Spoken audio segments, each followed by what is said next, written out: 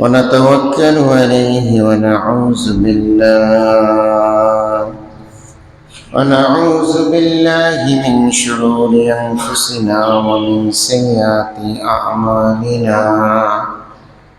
من يهده الله فلا مضل له ومن يضلل فلا هادي له. ونشهد أن لا إله إلا الله وحده لا شريك له. ونشهد أن سيدنا ونبينا وشفينا وحبيبنا ومولانا محمدا عبده ورسوله الذي أرسله بالحق بشيرا ونذيرا وداعيا إلى الله بإذنه وسراجا وقمرا منيرا. فقد قال الله تعالى في شان حبيبه ومحبوبه ومعشوقه مخبرا وآمرا: إن الله وملائكته يصلون على النبي يا أيها الذين آمنوا صلوا عليه وسلموا تسليما. اللهم صل على سيدنا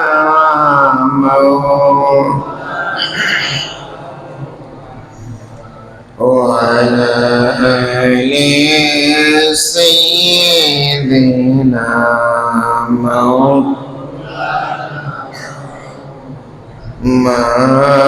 اللهم صل على سيدنا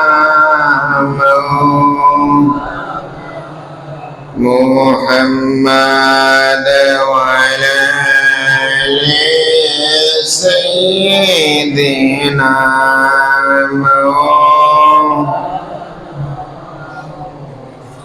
صلى الله على محمد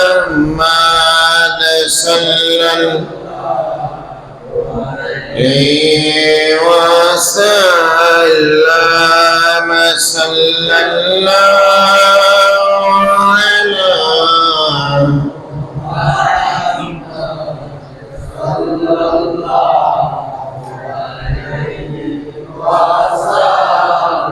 لا إله إلا الله. لا إله إلا الله. لا إله إلا الله.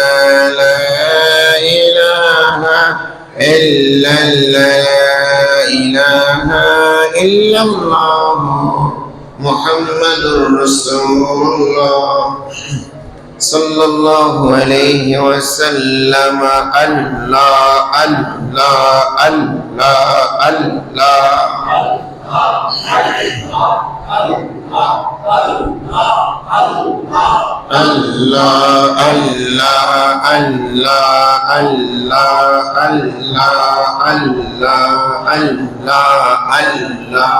الله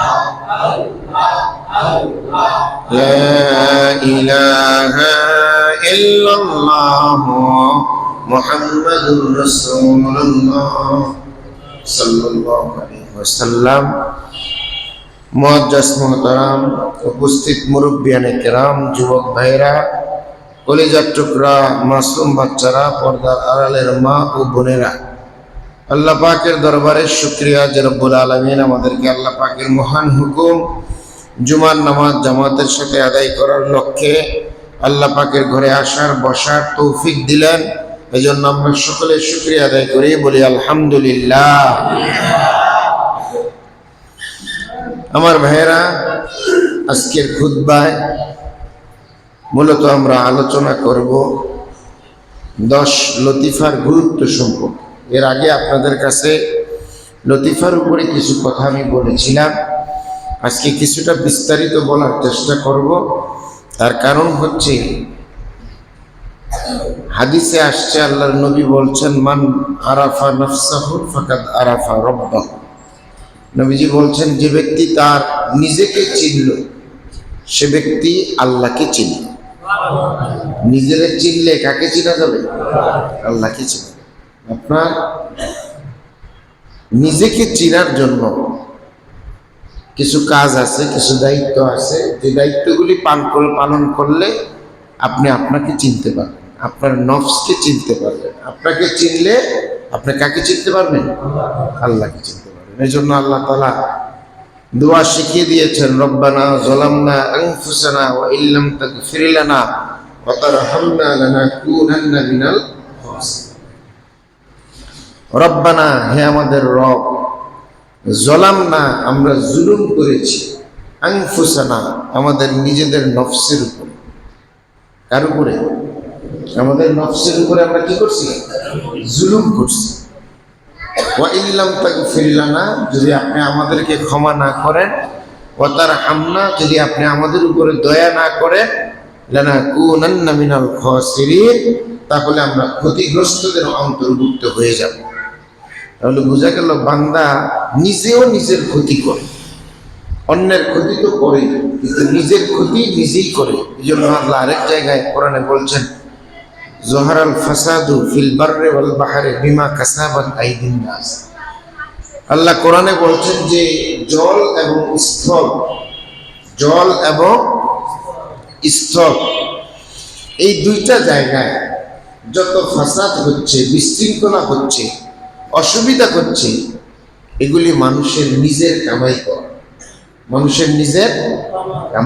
তার মানে আমরা শুধুমাত্র অন্যের ক্ষতি করি, সমাজের ক্ষতি করি, রাষ্ট্রের ক্ষতি করি, শুধু এটাই না, সবচেয়ে বড় যে জিনিসটা আমরা করি, নিজের ক্ষতি। কার ক্ষতি? কথা বলেন না, কার ক্ষতি? এই জন্য নিজের ক্ষতি থেকে নিজেকে রক্ষার জন্য, আমি যাতে আমার ক্ষতি না করি, আমি যাতে আমার নফসকে নষ্ট না করি, আমি যাতে আমার প্রতি জুলুম না করি, আমি যাতে আমাকে ক্ষতিগ্রস্ত না করি। কেন? আল্লাহ তো বলছি যে তুমি তোমার নফসের উপরে জুলুম করছো, যদি আমি আল্লাহ ক্ষমা না করি, দয়া না করি, তাহলে তুমি ক্ষতিগ্রস্ত হয়ে যাবে। লানাকুনান্না মিনাল খাসিরিন, তাহলে তুমি ক্ষতিগ্রস্ত হয়ে অন্যের ক্ষতি থেকে রক্ষার জন্য বিচার বসাইতে পারবেন, জরিমানা নিতে পারবেন, অন্যকে দোষারোপ করতে পারবেন, সুযোগ আছে। আপনি যখন আপনার নিজের ক্ষতি করবেন, এটার জন্য বিচার বসাইতে পারবেন না, এটার জন্য আপনি আরেকজনকে দোষারোপ করতে পারবেন, এবং এই ক্ষতি থেকে উত্তরণের জন্য, বাঁচার জন্য আপনার যে ভূমিকা রাখা দরকার সেটাও রাখতে পারবেন। এই কারণে আজকের খুতবায় আমরা মানব দেহের 10টি লতিফা, যে 10টি লতিফা যদি কোনো মানুষের জারি হয়ে যায়, 10টি লতিফা যদি কোনো মানুষের কার্যকর হয়ে যায়, 10টি লতিফা যদি কাজ করে, তাহলে এই মানুষটা নিজেকে নিজের ক্ষতি থেকে রক্ষা করতে পারবে, এবং তার নফসকে সে চিনতে পারবে, আর তার নিজেকে সে চিনার কারণে, তার নফসকে চিনার কারণে সে আল্লাহকে চিনতে পারবে। বলেন না সুবহানাল্লাহ। আল্লাহ, আমরা প্রাথমিক ইমানের প্রথম অবস্থায় আল্লাহকে আমরা না দেখে বিশ্বাস করছি, কিন্তু আল্লাহ আছে, এতে কি কোনো সন্দেহ আছে? কথা বলেন না, সন্দেহ আছে? আল্লাহ দেখতে কেমন, অস্তিত্ব কেমন, এইগুলি হচ্ছে ভিন্ন কথা, এইগুলি হচ্ছে আলাদা একটা বিষয়। কিন্তু আল্লাহ আছেন, তিনি সৃষ্টিকর্তা, তিনি রিজিক দাতা, এতে কোনো সন্দেহ নেই। এখন সেই আল্লাহকে আপনি চিনার জন্য রাস্তাও আছে। আফসোস, 30 বছর সংসার করে নিজের স্ত্রীকে চিনতে পারেন না, সারা জীবন 50, 40, 60 বছর পার করে দিয়ে নিজেরে চিনতে পারেন না, যার কারণে আপনি আল্লাহকেও চিনতে পারেন নাই। এর কারণেই আপনার আল্লাহর ইবাদতে অনীহা সৃষ্টি হয়েছে, আল্লাহর ইবাদতে অলসতা সৃষ্টি হয়েছে, আল্লাহর সাথে আপনার দূরত্ব তৈরি হয়েছে, দুনিয়ার সাথে আপনার দূরত্ব বেশি হয়ে গেছে। এই জন্য আজকের খুতবায় আমরা 10টি লতিফা এবং এই লতিফাগুলি যেটা অকার্যকর হয়ে আছে, অলস অবস্থায় পড়ে আছে, নষ্ট হয়ে গেছে, এইগুলিকে আবার কিভাবে ঠিক করা যায়, কার্যকর করা যায়, কাজে লাগানো যায়, সে বিষয়ের উপরে আমরা কথা বলবো, শুনবো। আল্লাহ তাআলা যাতে আমি সহ সবাইকে আমল করার তৌফিক দান করে, সকলে বলি আমিন। আমার ভাইয়েরা, পবিত্র কোরআনের সূরা তাহার মধ্যে আল্লাহ বলেছেন, ওয়া ইন তাজহার বিল কাওলি ফাইন্নাহু ইয়ালামুস সিররা ওয়া আখফা। আল্লাহ এই আয়াতে 2টা লতিফার কথা বলছেন। কয়টা? 2টা লতিফা। একটা হচ্ছে সের, একটা হচ্ছে আখফা। আল্লাহ বলছেন, যদি তোমরা কোনো কথা গোপন করো অথবা কোনো কথা প্রকাশ করো, আমি আল্লাহ সের আখফা, সের আখফা, সের মানে গোপন, আখফা মানে অতি গোপন। একটা গোপন আর একটা কি অতি গোপন, যেটা আমি ছাড়া কেউ জানে না, এটা অতি গোপন। এটা আমি জানি, আমার স্ত্রীরও বলছি, আমার বন্ধুরেও বলছি, আমার মাও জানে, 2-1 মানুষ জানে, এটা গোপন। এটা কি গোপন? যেই কথাটা বান্দা শুধু নিজে জানে, আর কাউকে বলে নাই, আর কেউ জানে না, এটা হচ্ছে অতি গোপন। এটা কি? সেটা ভালো হতে পারে, খারাপও হতে পারে। আপনি অতীত জীবনে জিনা করছেন, বিয়ে করার পরে স্ত্রীরে বলবেন আগে 2টা মেয়ের সাথে সম্পর্ক ছিল, জিনা করছি। কথা কেন বলবেন? কথা কেন বলবেন? আপনি অতীতে এক জায়গায় চাকরি করতেন, সেখানে চুরি করে ধরা পড়ছেন, জুতার বাড়িও দিছে। কথা কয় না? চুরি করে ধরা পড়ছেন, কিসের বাড়ি দিছে? বিকালবেলা মাইদুর দিয়ে ছেড়ে দিছে, পরের দিন ফ্রেশ হয়ে বন্ধুর লোকে দেখা, বলবেন দোস্ত দোয়া করো, গতকালকা আমি যেখানে কাজ করি ধরা পড়ছি, চুরি করে জুতা দিয়ে বাইরে এসে, এরপরে বিকালে আমার অনেক অনুনয় বিনয়ের পরে আমার ছেড়ে দিছি। এই কথাটা বলবেন না? কথা কেনা বলবেন? এটা কি আপনি ছাড়া আর কারো কাছে বলবেন? বলবেন। এটা অতি গোপন। এটা কি কথা কেনা? এটা কি অতি গোপন। নেক আমল একদিন করছেন, নেক আমল করে ঘুমায় গেছে, স্বপ্নে দেখতেছেন একজন ব্যক্তি আপনাকে বলতেছে, তোমার আজকের নামাজটা, আজকের জিকিরটা, আজকের কোরআন তেলাওয়াতটা, আজকের দানটা আল্লাহ কবুল করে নিছে। সুবহানাল্লাহ। এটা অতি গোপন। এটা কি কথা কেন? এটা কি অতি গোপন। কিন্তু এই অতি গোপনটা 2-1 জনে বলে দিতে পারে। এই অতি গোপনটা 2-1 জনে বলে দিতে পারে। সবাই না বললেও পরিবারের 2-1 জনকে বলতে পারে। মসজিদের ইমাম সাহেবের কাছে স্বপ্নের ব্যাখ্যাটা জানার জন্য বলতে।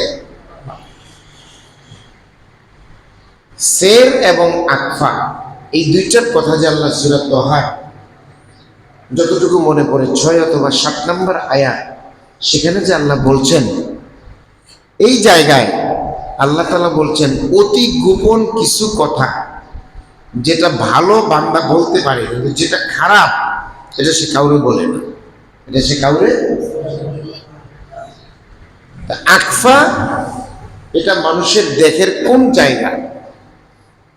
এই আয়াতের ব্যাখ্যায় আসছে, আখফা হচ্ছে মানুষের দেহের মধ্যে, মানুষের মাথার যে তালু, মাথার কি কথা কেনা? মাথার তালু, মাথার তালু, এই পুরা মাথাটার মাঝখানে হচ্ছে তালু। আপনারা আরো সহজে যদি বলি, মগজ চিনেন না? মগজ কুরবানি আসলে, গরু জবাই করলে, ছাগল জবাই করলে মাথার মধ্যে মগজ থাকে না?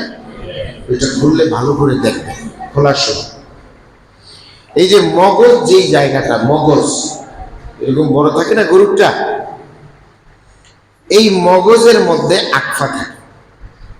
সুবহানাল্লাহ বলুন। মানুষের মাথায় এরকম একটা মগজ আছে না? নেই? কথা বলেন, আছে না? এই মগজের ভিতরে থাকে যেটা, সেটার নাম আখফা। সেটার নাম কি? মগজ যদি গরম হয় তাহলে মাথা গরম হয়। মগজ গরম হইলে মাথা কি হয়? মগজটা গরম হইলে, এটা কিন্তু খুব নরম একটা জিনিস। মগজ কি খুব নরম একটা জিনিস, এটা বড় ছুরি দিয়া কাটতে হয় না, হাতে ধরলে আলাদা হয়ে যায়। কি ভাই, ঠিক না?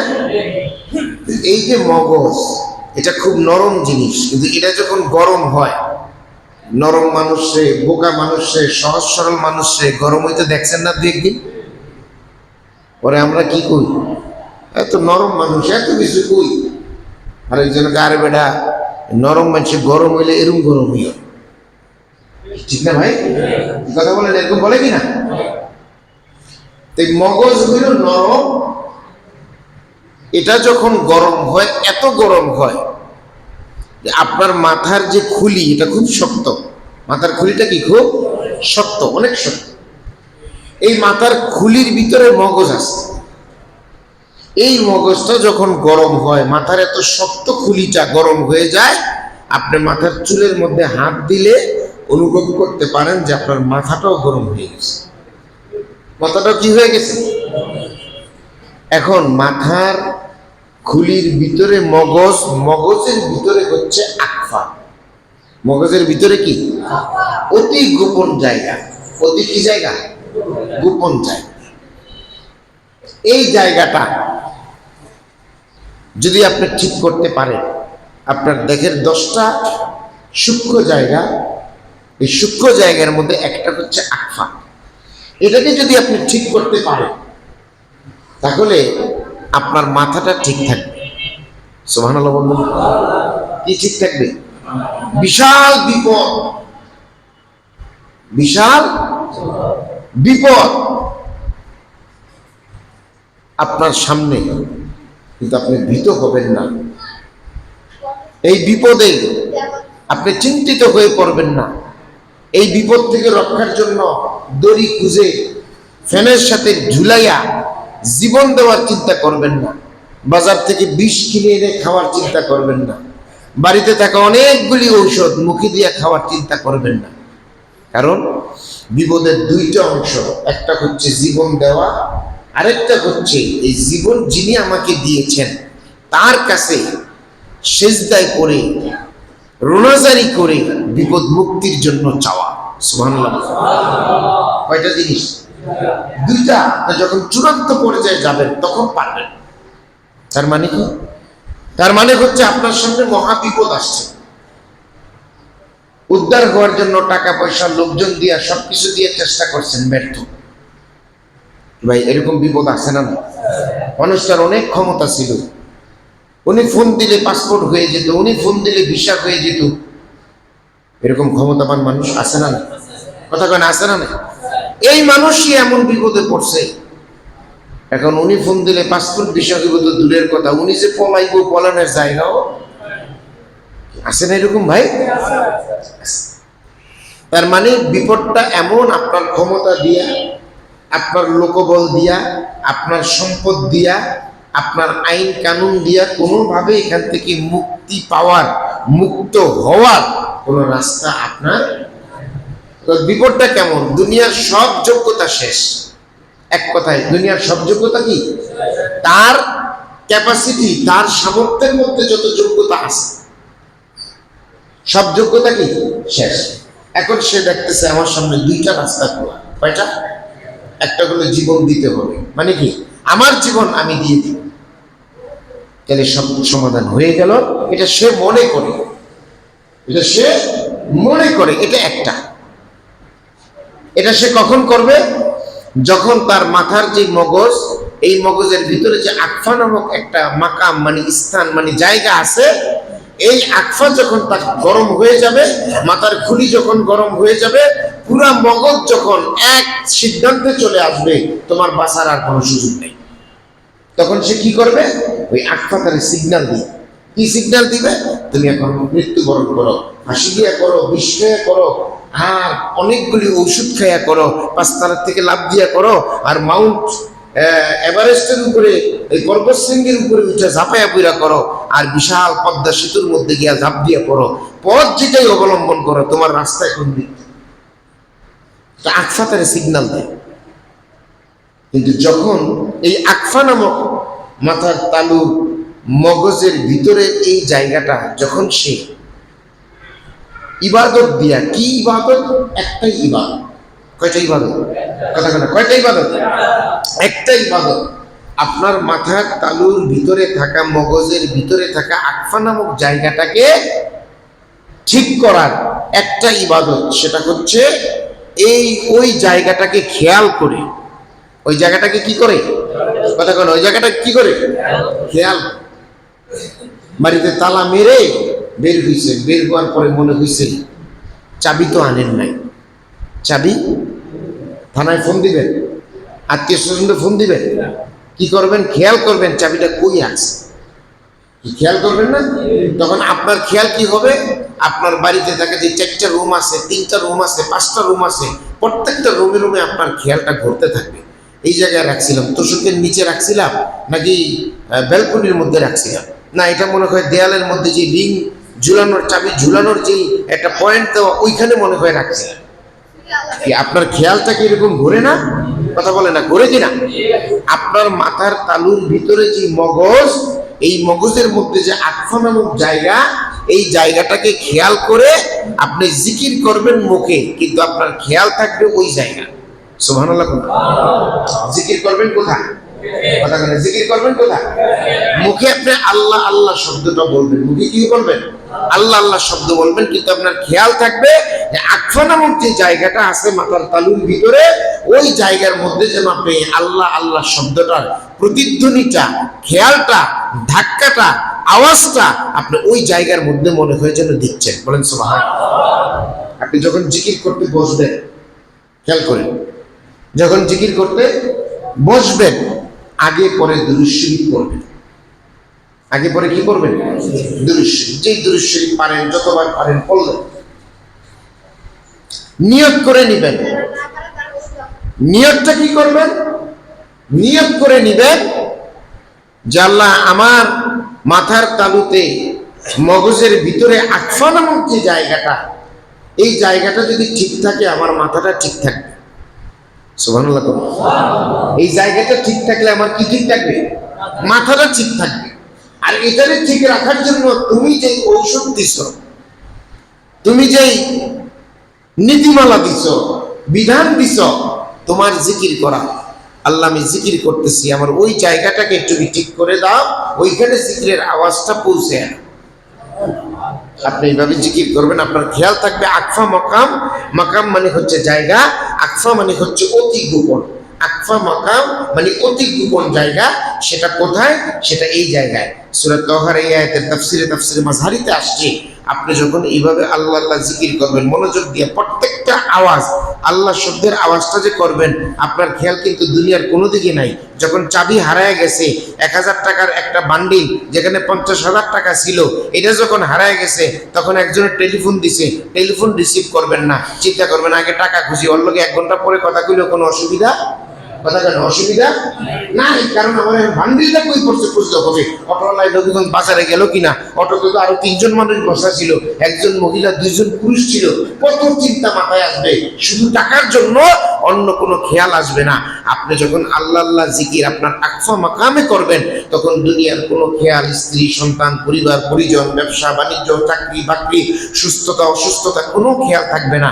আমার প্রতিটা লফজ, আমার প্রতিটা শব্দ, আমার প্রতিটা আওয়াজ এই আকফা মাকামে যাবে, আমার এটাকে আমি ঠিক করব, তাহলে আমার মাথা ঠিক হয়ে যাবে। সুবহানাল্লাহ। এইভাবে কমপক্ষে 300 বার, কমপক্ষে পারলে 500 করেন, পারলে 700 করেন, তবে একদিন জোশ দেখায়া 3000 করছেন, বাকি 3 মাসের খবর নাই। ওইটা হইব একদিন পোলাও, কোরমা, রোস্ট, ফ্রাই যা আছে সব খাইছেন, পরের দিন বাড়িতে ভাত নাই। ফুডাঙ্গিরি, কথা কয় না কি? ফুডাঙ্গিরি। 1 বছরটা হয়েছে গরু একলাই দিয়া নিয়েছে, পরের বছর শরীরকে দেওয়ারটাও আসে না নাই, কথা কয় না, আসে না নাই। এই জন্য আল্লাহর নবী ব্যালেন্সের কথা, ভারসাম্যের কথা বলছেন। আপনি ভারসাম্য করবেন, ইবাদতের ক্ষেত্রেও ভারসাম্য আছে না নাই? এই জন্য আপনি 300 করে শুরু করবেন। কত? দৈনিক। কোনোদিন গ্যাপ যাওয়া যাবে? সব গ্যাপ হইতে পারে, কিন্তু এটা গ্যাপ দেওয়া যাবে না। প্রতিদিন 300 করে করবেন। উত্তম হচ্ছে ফজরের নামাজের পরে পড়া। উত্তম কোন সময়? কথা কেন, কোন সময়? ফজরের পরে সূর্য ওঠার আগে। এই সময় ঘুমাবেন না, এই সময় ঘুমালে শরীরের ক্ষতি হয়। ফজরের পর থেকে সূর্য ওঠার আগ পর্যন্ত যে টাইমটা, এই টাইমে ঘুমাইলে শরীরের কি হয়? ক্ষতি হয়। এই সময় ঘুমাবেন না, ফজর নামাজটা পড়ে এই জিকিরটা করবেন, আকফা মাকামের এই জিকির করবেন। কতক্ষণ করবেন? কমপক্ষে 300 বার। দেখবেন 300 বার হয়ে গেছে, সূর্য ওঠে নাই, আরো করতে থাকবেন। সূর্য উঠবে 2 রাকাত করে 4 রাকাত ইশরাকের নামাজ পড়বেন। কিসের নামাজ? একদিকে একটা কবুল হজ, কবুল উমরার সওয়াব পাবেন, আরেকদিকে আপনার মাথাটা ঠিক হয়ে যাবে। এরপরে গাছে পানি দেন, 40 মিনিট 30 মিনিট হাঁটাহাঁটি করেন, পরিবারের যে কাজকর্ম আছে কিছু কাজকর্ম করেন, পরিবারের যারা আছে তাদেরকে নিয়ে 1 পৃষ্ঠা কোরআন তেলাওয়াত করেন, নবীদের জীবনী থাকলে 1 পৃষ্ঠা জীবনী পড়েন, বাসার মধ্যে ছোট্ট একটা সেলফ রাখেন, এই সেলফের মধ্যে আমার নবীর জীবনী, অন্যান্য নবীদের জীবনী, ওলি আউলিয়াদের জীবনী, 4 খলিফার জীবনী, এই বইগুলি রাখেন। বাংলা ভাষায় এরকম বই বহু পাওয়া যায়, এইগুলি রাখেন। রাইখে তাদের জীবনী, একদিন কোরআন তেলাওয়াত 2 পৃষ্ঠা করলেন, 1 পৃষ্ঠা আমার নবীর জীবনী পড়লেন। আপনার পরিবারে ফজরের নামাজ হলো, জিকির আজকার হলো, ইশরাকের নামাজ হলো, কোরআন তেলাওয়াত হলো, 1-2 পৃষ্ঠা নবীদের ওলিদের জীবনী পড়া হলো। এরপরে আল্লাহ বলেই দিয়েছেন, ফাইদা কুদিয়াতিস সালাত ফান্তাশিরু ফিল আরদ ওয়াবতাগু মিন ফাদলিল্লাহ। আল্লাহ বলছেন যখন এই ইবাদত নামাজ তুমি কমপ্লিট করছো, এরপরে ফান্তাশিরু ফিল আরদ, জমিনের মধ্যে ছড়ায়া পড়ো। জমিনের মধ্যে কি করো? ছড়ায়া পড়ো। কেউ অটো লিয়ে বাইরেছে, কেউ রিক্সা লিয়ে বাইরেছে, কেউ নৌকা লিয়ে বাইরেছে, কেউ সিএনজি লিয়ে বাইরেছে, কেউ হাতে একটা ব্যাগ নিয়ে বাইরেছে, ব্যাগ দিয়ে বিভিন্ন জিনিস দোকানে দোকানে গিয়া অর্ডার কাটে, কেউ নিজের গাড়িটা নিয়ে বাইরেছে, অফিসে যাচ্ছে, কেউ আবার ব্যবসার জন্য দোকানটা করছে। আল্লাহ বলছেন এটা কমপ্লিট করে এই কোর্স কার? কথা কয় না কার? ফজরের নামাজের হুকুম কার? ফজর থেকে সূর্য ওঠা পর্যন্ত নবীজি মুসাল্লায় যায় নামাজে বসে থাকতেন, উঠতেন না। কি করতেন না? উঠতেন। বহু সাহাবী তারা ফজরের পরেই কাজে লাগতে হবে, দেখছেন নবীজি বসে বসে জিকির আজকার করে, তাসবিহ তাহলিল করে, তার ওই কাজই বাদ দিয়ে দিচ্ছে যে আমার কাজ দরকার না, আল্লাহ আমার দুনিয়ায় আগে ইবাদত করার জন্য তারপরে কাজ করার জন্য পাঠাইছে। আগে ইবাদত তারপরে কাজ, আগে কাজ তারপরে ইবাদতের জন্য আল্লাহ পাঠায়নি। সুবহানাল্লাহ বলেন। বহু কাজ তারা ছেড়ে দিচ্ছে। নবীজি বলল তোমাদের ভয় হয় না? ওই রাসূল আমাদের রিজিকের ভয় হয় না, আল্লাহর ভয়। রিজিকের ভয় লাগে না, কার ভয় লাগে? এই জন্য রিজিক ছেড়ে দিছি, কিন্তু আল্লাহর ইবাদত ছাড়তে। ফজর পড়ে নবীজি সূর্য ওঠা পর্যন্ত জিকির আজকার করতেন, নবীর আমল, কোনো ব্যক্তির বানানো আমল না। এরপরে নবীজি ইশরাক করতেন। তারপরে যদি এমন হতো যে ইশরাকের পরে অন্যান্য কাজে লেগেই যেতে হবে, তাহলে জিকিরের পরে নবীজি কোরআন তেলাওয়াত করতেন এবং নবীজি অন্যান্য নবীদের জীবনী সাহাবীদের কাছে আলোচনা করতেন। সুবহানাল্লাহ।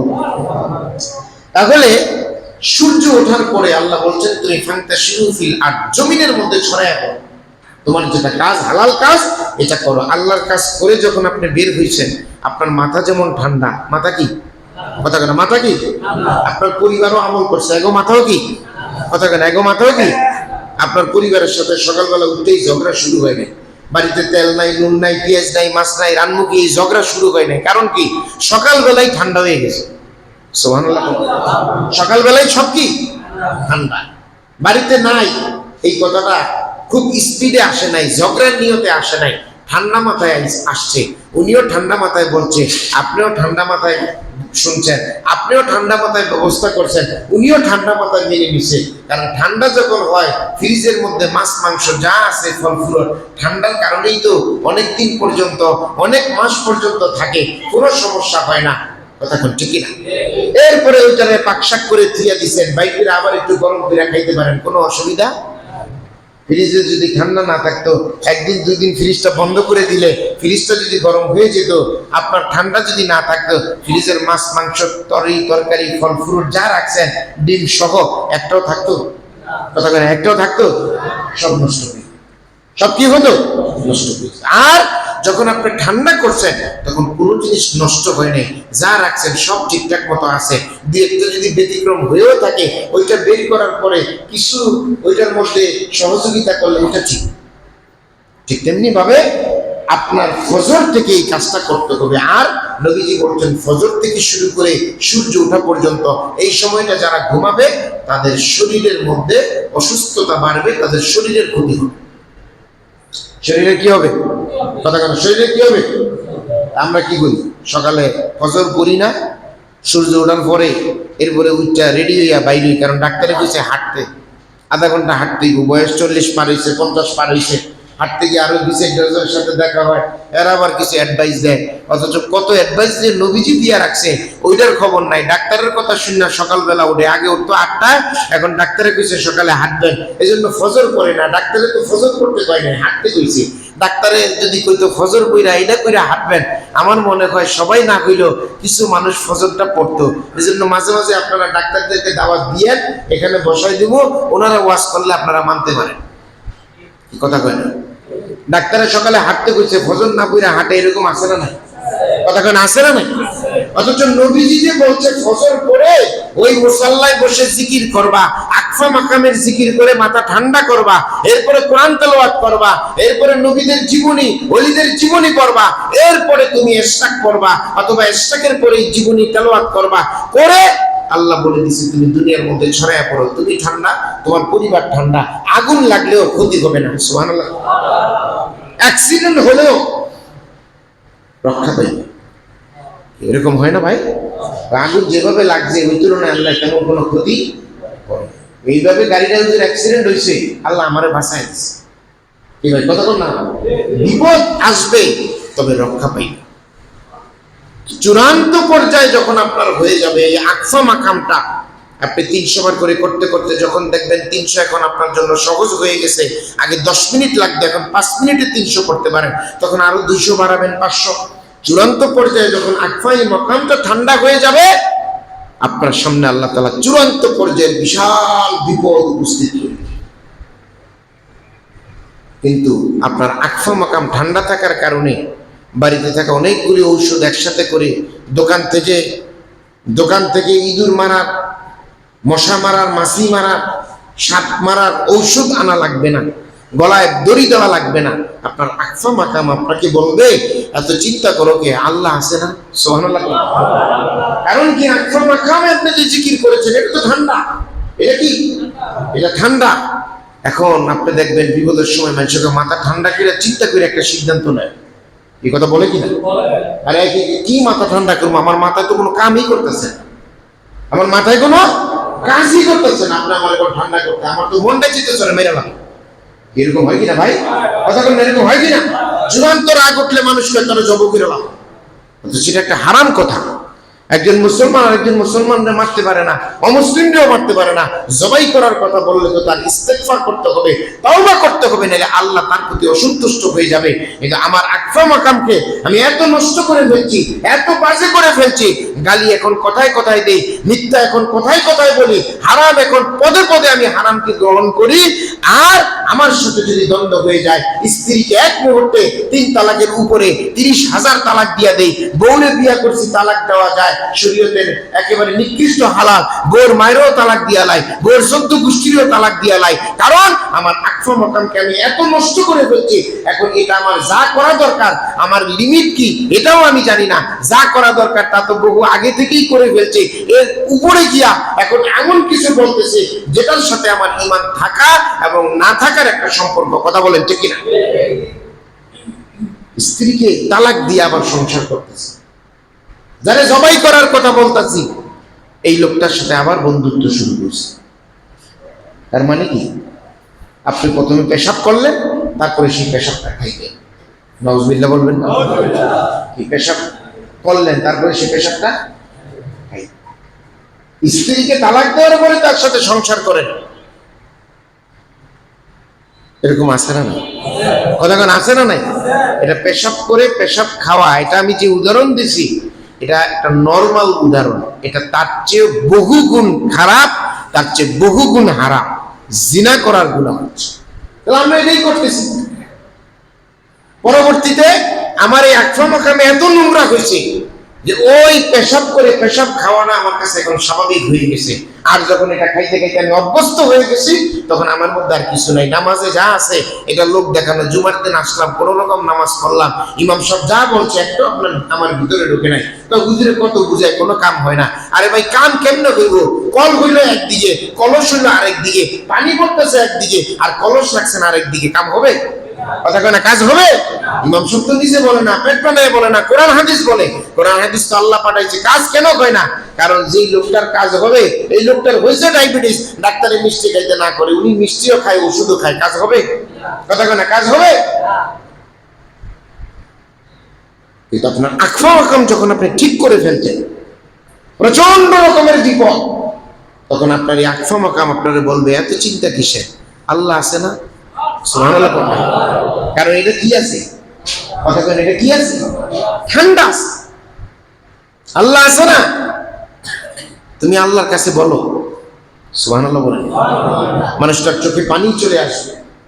আল্লাহর নবী বলছেন তার চোখের পানি আর ওযুর পানি দুইটা মিলে সেই দিন তার ওযু হবে। সুবহানাল্লাহ। চোখের পানি আর ওযু করার পানি দুইটা মিলে যাবে। চোখে যখন পানি দিবে, চোখের পানি আর ওযুর পানি মিলে যাবে। আকফা মাকাম তার এত ঠান্ডা হয়ে গেছে, দুনিয়ার কোনো বিপদের কারণে কেঁদে ফেলে নাই, মনে পড়ে গেছে আমার আল্লাহ তো আছে, আল্লাহ তো চাইলে আমার উদ্ধার করতে পারে, আল্লাহ তো চাইলে সমাধান করতে পারে। এই জন্য ওযু করে, চোখ দিয়ে পানি করে, চোখের পানি ওযুর পানি মিশে যায়। এই মানুষটা ওযু করে নামাজে দাঁড়ায়, কোরআন তেলাওয়াতে দাঁড়ায়, জিকিরে দাঁড়ায়, দুরূদ শরীফ পড়ে, আল্লাহকে সেজদা দেয়। আল্লাহকে তার বলতে হয় না, আল্লাহ বিশাল বিপদকে তার জন্য স্বল্প সময়ের মধ্যে ক্ষুদ্র বানায়া ওই বিপদ থেকে তাকে উদ্ধার করে। শুধুমাত্র এই আকফা মাকামটাকে ঠিক করার কারণে, মাথাটাকে ঠিক করার কারণে। হাত ভাঙছে, অসুবিধা নাই, মাথার কোনো আঘাত পায় নাই, তাহলে চিন্তার কোনো কারণ নাই। আর মাথায় আঘাত পেয়েছে, রক্ত বাড়িছে, মাথা ফাইটে গেছে, দেখ মাথার আবার কোনো সমস্যা হইলো কিনা আল্লাহ জানে, এটা তো ডেঞ্জারাস জায়গা, বমি টমি করছে নি আবার, কি কথা কয় না? এরকম আছে না নাই? কারণ এটা এমন একটা জায়গা, এটা যদি সমস্যা হয়, হাত পাও ঠিক থাকলেও কোনো লাভ, তো পুরো শরীরের মধ্যে কোথাও কিছু হয় নাই। আরেকজনের কারো বেটা শরীরে না হইলে কি, মাথার মধ্যে যে আঘাত পাইছে, শরীর ঠিক থাকলে কি ভাই, ঠিক না? এই জন্য আপনাদেরকে বলবো যে 10টা লতিফার কথা আল্লাহ তাআলা বলছেন, এর মধ্যে সূরা তাহার মধ্যে 2টা লতিফার কথা বলছেন। একটা হচ্ছে আকফা, যেটার কথা বললাম, আরেকটা হচ্ছে সের। এই সের থাকে আপনার আমার বুকের বাম পাশে, এই ঠিক এই জায়গায়, আপনার আমার বুকের বাম পাশে, বাম দুধের 2 আঙ্গুল উপরে থাকে। কয় আঙ্গুল উপরে? দেখেন, কয় আঙ্গুল উপরে? এখানে থেকে সের। এই সেরের মধ্যে জুহুদ মানে দুনিয়ার প্রতি অনাগ্রহ। দুনিয়ার প্রতি কি? এই অনাগ্রহ মানে আমার বউ দরকার নাই, পোলা দরকার নাই, ব্যবসা দরকার নাই, কিছু দরকার নাই, আমি পাগল হয়ে বাইরে যাবো, এটা বুঝাই। কথা বুঝতে পারতেছে? এই দুনিয়ার প্রতি অনাগ্রহ মানে বান্দার যা দরকার এর চেয়ে বেশি সে আশাই করে না। সুবহানাল্লাহ। না বেটার যা দরকার এর চেয়ে বেশি, আমার 2টা বাড়ি আছে, যদি কোনো হুজুর আরেকটা বাড়ি গিফট করবো, আমি কোনো দিয়া লাগ, টাকা পকেটে 2000 আছে, যদি কোনো হুজুর আর 2000 লাগবে না, কোনো দেন, যা দরকার তার চেয়ে বেশি আমার আশা আছে না? কথা কেন, আশা আছে না? নাই। অনেকে বলতে পারেন হুজুর বেশি পাইলে, বেশি চাইলে, বেশি কামাই করলে কি ক্ষতি আছে? ভাই ক্ষতি নাই, কিন্তু বেশি কামাই করতে গিয়া বান্দা বিভ্রান্ত হতে পারে, বান্দা বেশি কামাই করতে গিয়ে হারাম পথে চলে যেতে পারে, অথবা হালাল পথে বেশি কামাই করার কারণে এই বেশি পয়সাটা হারাম পথে নষ্ট করতে পারে। এই জন্য নবীজি বলছেন যার সম্পদ কম তার হিসাব কম, যার সম্পদ বেশি তার হিসাব বেশি। কারণ আয় করলেন কেমনে, ব্যয় করলেন কেমনে, ব্যাপার আছে না নাই? তো জুহুদকে এই জায়গায় আল্লাহ আল্লাহ জিকির খেয়াল করে করবে, করলে কি হবে? আপনার জুহুদ ঠিক হবে। জুহুদ ঠিক হলে কি হবে?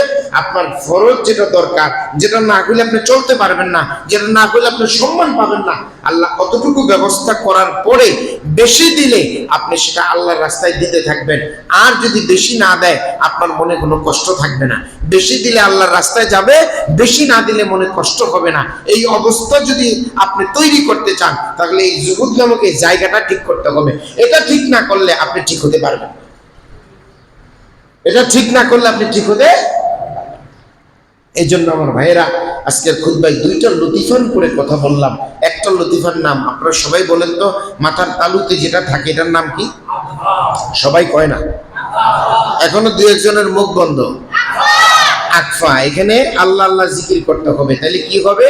আমার এই আকফা মাকামটা ঠিক হয়ে যাবে। এটা যদি ঠিক হয়ে যায় তাহলে আমার দ্বারা অন্যায়গুলি সব বন্ধ হয়ে যাবে, মাথাটা ঠান্ডা হয়ে যাবে, ভালো কাজ করার দিকে আগ্রহ হবে, এবং বিশাল বিপদের সময়ও আমি আমি আল্লাহর পথে অনড় থাকবো, আমার দ্বারা খারাপ কিছু হবে না। আর এই যে সের লতিফা, এটা এখানে জুহুদ, দুনিয়া বিমুখতা, দুনিয়ার প্রয়োজন যতটুকু তার চেয়ে বেশি বান্দার আকাঙ্ক্ষা থাকবে না। যদি বেশি আসে সেগুলি সে আল্লাহর রাস্তায়, কার রাস্তায়? আল্লাহর রাস্তায়। এই দুইটা অবস্থা যাতে আমরা আমলের দ্বারা করতে পারি, এটা ইমাম সাহেবের কাছে গেলে হবে, আমার কাছে গেলে হবে, অমুকের কাছে গেলে হবে, তা না। এটা আপনি আমল করবেন। বিশেষ করে ফজরের পরে, মাগরিবের পরে, মাগরিব পরে সুন্নত পরে দৌড় দিবেন না।